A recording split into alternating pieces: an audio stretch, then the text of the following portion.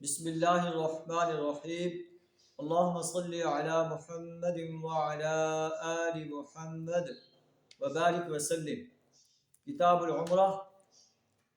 عن ابی ہریرہ رضی اللہ عنہ ان رسول اللہ صلی اللہ علیہ وسلم قال العمرۃ الی العمرۃ کفارۃ لما بینہما، رواہ البخاری۔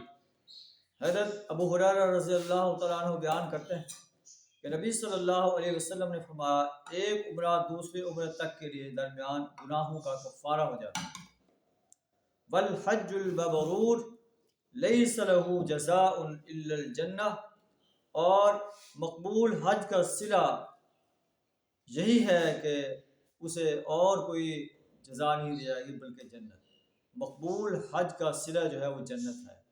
اللہ سے دعا ہے ہمیں حج اور عمرہ جو ہے بار بار کرنے کی توفیق عطا فرمائے۔ حج مبرور، حج ایسا حج جو خالصتاً اللہ کی رضا کے لیے کیا جائے، ایسا عمرہ جو خالصتاً اللہ کی رضا کے لیے کیا جائے۔